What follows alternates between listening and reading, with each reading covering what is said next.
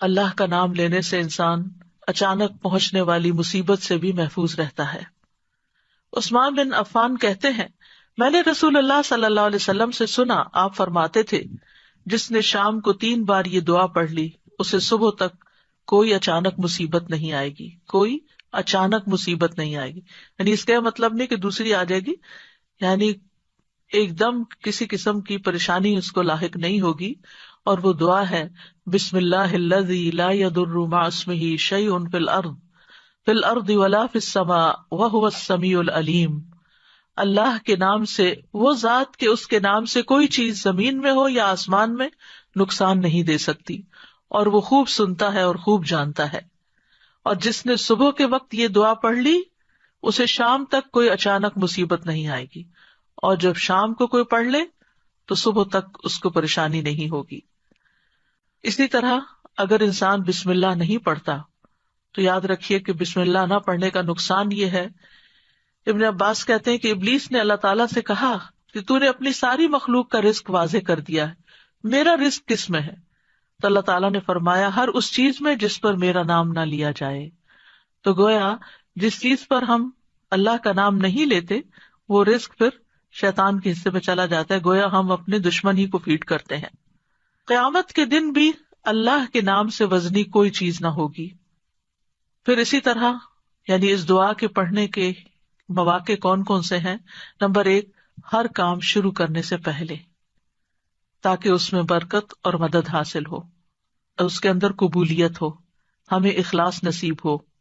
پھر خاص طور پر کھانا کھانے سے پہلے، حضرت عائشہ کہتی ہیں کہ رسول اللہ صلی اللہ علیہ وسلم نے فرمایا، جب تم میں سے کوئی کھانا کھانے لگے تو چاہیے کہ اللہ تعالیٰ کا نام لے، پھر اگر شروع میں اللہ تعالیٰ کا نام لینا بھول جائے تو چاہیے کہ یوں کہے، بسم اللہ اولہ و آخرہ، اللہ کے نام سے اس کھانے کے شروع میں اور آخر میں بھی۔ پھر اسی طرح لباس اتارتے وقت بسم اللہ پڑھنی چاہیے۔ انس رضی اللہ عنہ سے روایت ہے کہ نبی صلی اللہ علیہ وسلم نے فرمایا، جنوں کی آنکھوں اور بنی آدم کی شرمگاہوں کا پردہ یہ ہے کہ جب ان میں سے کوئی اپنے کپڑے اتارے تو بسم اللہ پڑھ لے، یعنی اتارنے سے پہلے پڑھ لے، تو جن اور شیاطین کی نظر نہیں لگتی۔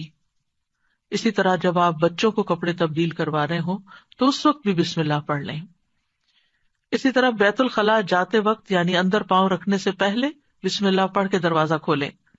حضرت علی رضی اللہ عنہ روایت کرتے ہیں، کہتے ہیں کہ رسول اللہ صلی اللہ علیہ وسلم نے فرمایا، جنوں کی آنکھوں اور بنی آدم کی شرمگاہوں کا پردہ یہ ہے کہ جب ان میں سے کوئی بیت الخلاء جائے تو بسم اللہ پڑھ لے، کیونکہ جب انسان ننگا ہوتا ہے تو حفاظت کے فرشتے اس سے دور چلے جاتے ہیں۔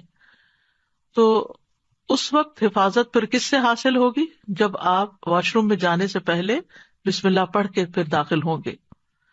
اسی طرح وضو سے پہلے ابو ہریرہ کہتے ہیں کہ رسول اللہ صلی اللہ علیہ وسلم نے فرمایا، لا صلاۃ لمن لا وضوء لہ ولا وضوء لمن لم یذکر اسم اللہ تعالی علیہ، کہ جس کا وضو نہیں اس کی نماز نہیں، اور جو شخص وضو کے شروع میں اللہ تعالیٰ کا نام نہ لے اس کا وضو نہیں۔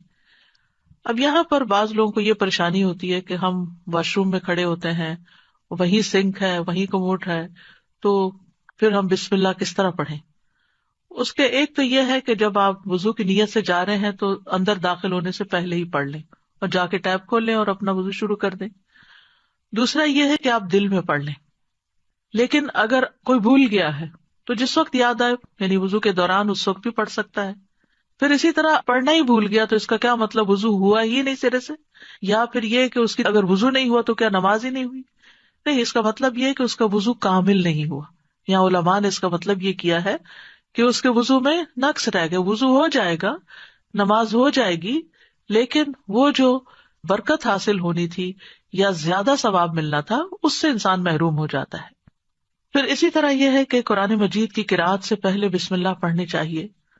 قتادہ سے روایت ہے، وہ کہتے ہیں کہ انس رضی اللہ عنہ سے سوال کیا گیا کہ نبی صلی اللہ علیہ وسلم کی قرأت کیسی تھی، تو انہوں نے بیان کیا کہ آپ صلی اللہ علیہ وسلم کھینچ کر پڑھتے تھے۔